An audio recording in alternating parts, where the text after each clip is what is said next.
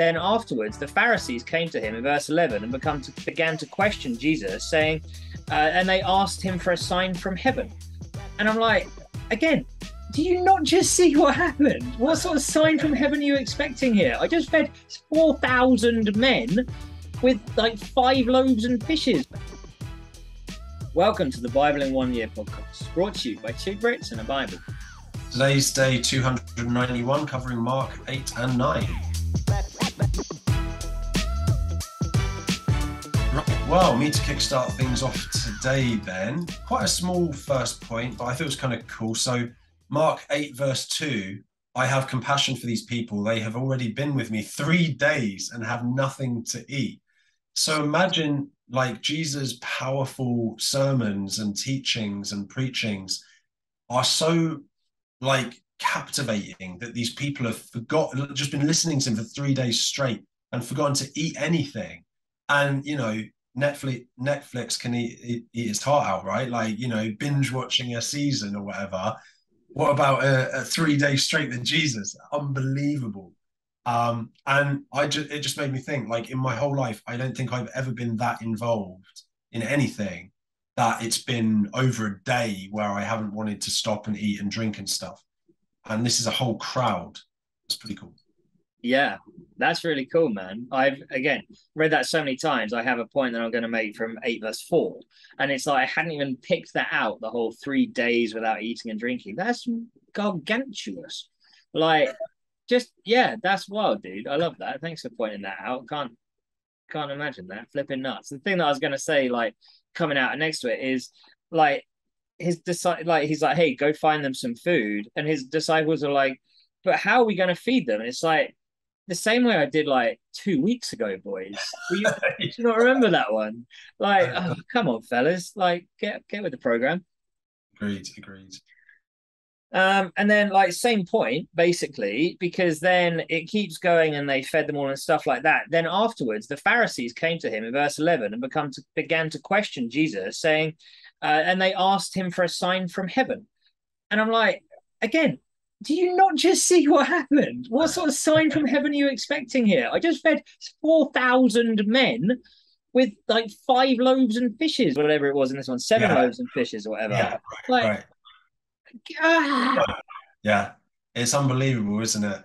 And that's the whole thing, right? It's like they want to see specific signs that fit into their agenda rather than actually God's signs that he's giving them all the time. Which is today's generation. Wow, people want to see something, but just take a look around you. Exactly. You're exactly right. And then obviously Jesus said, like, no sign will be given apart from Jonah, right? 3 days and so on. But so then my next point's 8:33. Jesus turned and looked at his disciples, rebuked Peter. Get behind me, Satan, he said. You do not have in mind the concerns of God, but merely human concerns. And the reason that he rebukes him is because Peter is trying to stop him from sacrificing himself, right? And it links to what we were saying, or what I was saying the other day, when they're all mocking him and saying, why don't you just save yourself from crucifixion?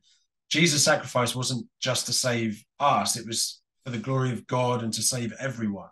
So the other thing I'll add to it, I think I mentioned this before too, but I feel like it's worth repeating again and again.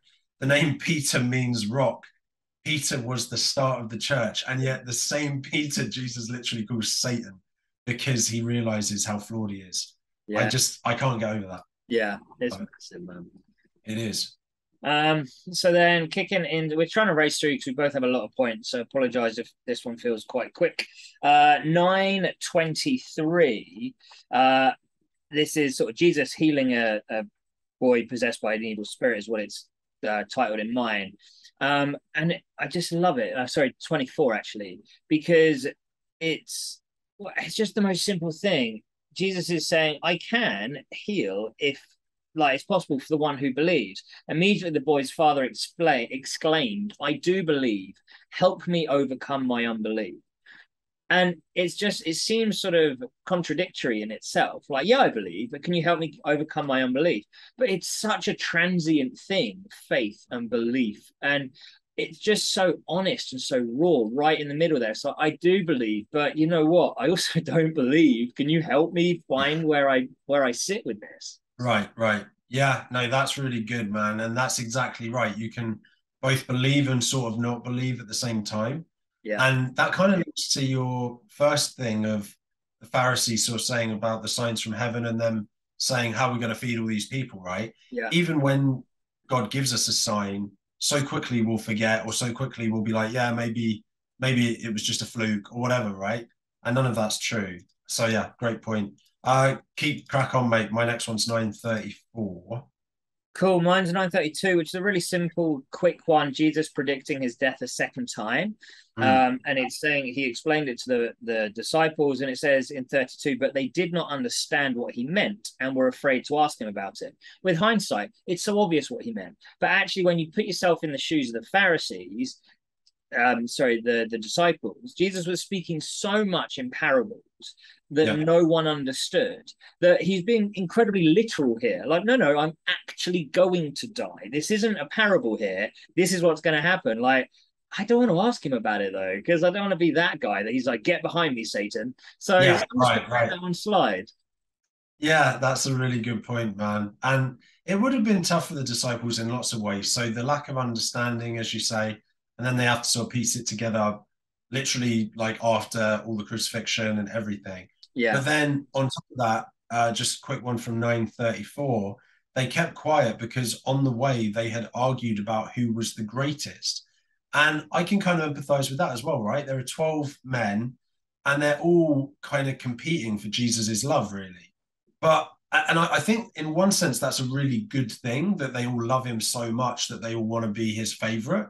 But it's also obviously really bad yeah, because in competing with each other as Christians, for example, we're somewhat out of fellowship. You know, we need harmony and fellowship. yeah, And I just again I just love coming back to just the disciples were just regular blokes. You know, they weren't like they were chosen, which made them special, but they themselves were not special. They're yeah, just human beings. So in the same way they didn't get stuff, we wouldn't have got stuff. In the same way they would have competed, we compete. So I yeah. just love how real all that is. Yeah. And how, I don't know, in that time, obviously this was Jesus breaking the mold, but they didn't really know he was breaking the mold. So Right. for a rabbi, would it have been customary for a rabbi to have had like a second in command or a successor, that they're all trying to vie to be that one person? But actually, of course, Jesus didn't do that. But would they have just been following what they kind of knew and saw be practiced around them to be the rabbi's like second in command or right hand man type of deal? It looks like rabbis did have disciples. I just Googled it quickly, but I don't know if 12, but a disciple would often carry the rabbi's baggage and prepare his food and provide him with the money he needed and stuff like that. So yeah, the idea of discipleship apparently precedes Jesus in that way. But yeah, interesting question. Yeah, no, very true. The point stands. So yeah, that's cool. Similar point here, and I don't know. I'm curious to know your one. Mine's more of a question in here. Whoever is not against us is for us. Where John's been like, "Hey, we saw people driving out demons in your name. So we told him to stop. He's not one of us." And Jesus is like, "No, don't stop him. Any miracle in his name, like, is from me," kind of thing. But I piece that together with the whole, we did this in your name, yet you're saying that you don't know us. And it's like I get to heaven and I I do not know you. I can't remember exactly what the verse is, but I'm like, those Right. seem to contradict one another. So it's kind of an above my pay grade. Any ideas, mate? Okay, so we saw him because he was not one of us. It seems like John is like saying, like keeping it to the 12 or whatever, right? Yeah. Or to let's say the 70 with the others and stuff, the extended discipleship.